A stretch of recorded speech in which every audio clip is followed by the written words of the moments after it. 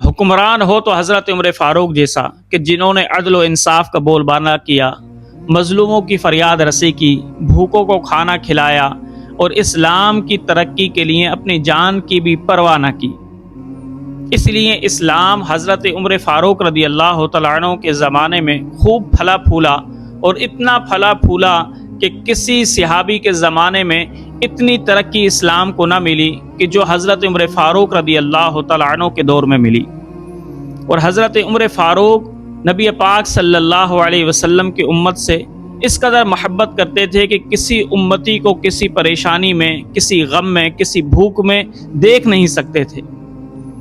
حضرت زید بن اسلم بیان کرتے ہیں کہ مجھے میرے والد نے بتایا کہ جب حضرت عمر فاروق رضی اللہ تعالیٰ عنہ خلیفہ بن گئے تو آپ کا یہ معمول تھا کہ رات کو مدینے کی گلیوں میں گشت لگایا کرتے تھے کہ اگر کوئی مظلوم ہو تو اس کی فریاد رسی کی جائے، کوئی بھوکا ہو تو اس کو کھانا کھلایا جائے، کوئی مسافر ہو تو اس کو راہ بتائی جائے۔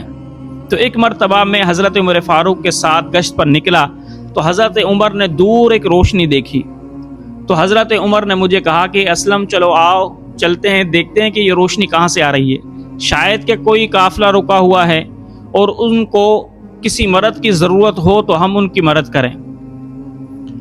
تو حضرت زید بن اسلم بیان کرتے ہیں میرے والد نے مجھے بتایا کہ میں اور عمر فاروق وہاں پر روشنی کے تعاقب میں گئے تو وہاں پر ہم نے کیا دیکھا کہ آگ پر ایک ہنڈیا رکھی ہوئی ہے۔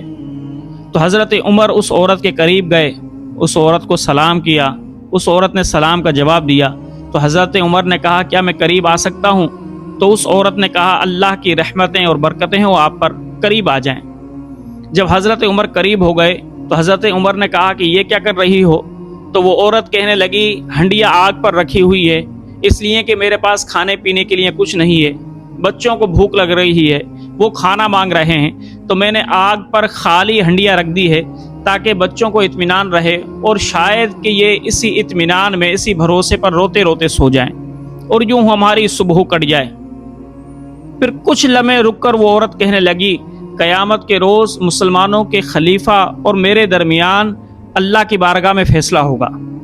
تو حضرت عمر نے کہا کیا فیصلہ ہوگا؟ تو وہ عورت کہنے لگی کہ اس خلیفہ کے دور میں ہم بھوکے رات گزار رہے ہیں تو میں قیامت کے روز اللہ کی بارگاہ میں اس کی شکایت کروں گی۔ تو حضرت عمر نے اس سے کہا کہ اللہ کی نیک بندی، عمر کو کیا معلوم تمہارے حال کا؟ تو وہ عورت کہنے لگی کہ اگر اس کو ہمارے حال کا معلوم نہیں ہے تو وہ خلافت کیوں کر رہا ہے؟ خلافت کو چھوڑ دے، کیونکہ خلیفہ کا تو مطلب ہی یہ ہے کہ وہ اپنی رعایا کی، مخلوق کی نگہبانی کرے۔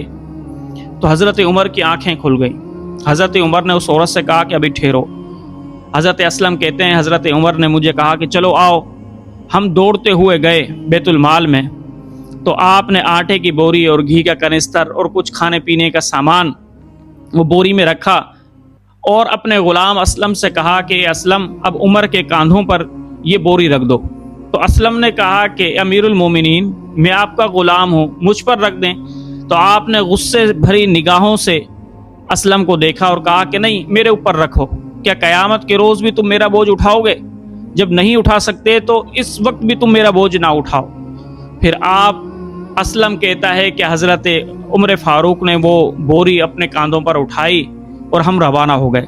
پھر حضرت عمر وہاں پہنچے، آٹا نکالا، خود گوندا، روٹیاں بنائیں، اور جب روٹی بنانے کے لیے آگ جلائی تو حضرت عمر فاروق خود لکڑیوں میں پھونکے مار رہے تھے، اور حضرت عمر کو میں دیکھ رہا تھا کہ آپ کی داڑھی میں لکڑیوں کا دھواں وہ گھس رہا تھا۔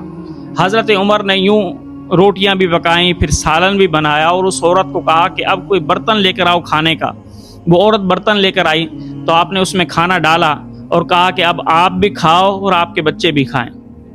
جب وہ کھا کر سیر ہو گئے تو حضرت عمر رضی اللہ تعالی عنہ اس عورت کے پاس آئے اور کہا کہ اے عورت، قیامت کے روز اللہ کی بارگاہ میں امیر المومنین کی شکایت نہ کرنا۔ تو وہ عورت کہنے لگی کاش کہ آپ ہی امیر المومنین ہوتے، کیونکہ امیر المومنین ہونا تو آپ کو زیبا رہتا ہے کہ آپ نے جس طریقے سے ہمارا خیال رکھا ہے، امیر المومنین کو ایسے ہی رعایا کا خیال رکھنا چاہیے۔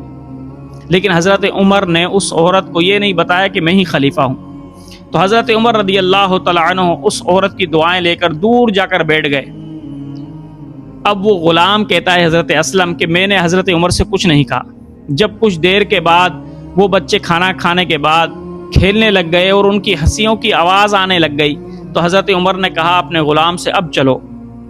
تو میں نے حضرت عمر سے پوچھا کہ آپ اتنی دیر کیوں رکے رہے جبکہ آپ نے ان کی حاجت پوری کر دی تھی؟ تو حضرت عمر نے کہا کہ جب میں نے ان بچوں کو روتے ہوئے دیکھا تو مجھے بڑا دکھ ہوا۔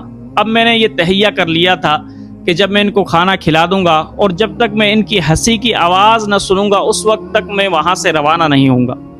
اب جب کہ میں نے ان بچوں کی ہنسی کی آواز سن لی تو اب میرے دل کو اطمینان ہو گیا، اس لیے اب میں جا رہا ہوں۔ تو یہ حضرت عمر فاروق رضی اللہ تعالیٰ عنہ کا رحم تھا، اور یہ حضرت عمر فاروق کی محبت تھی نبی پاک صلی اللہ علیہ وسلم کی امت سے، اور یہ حضرت عمر فاروق کا درد تھا نبی پاک کی امت کے لیے۔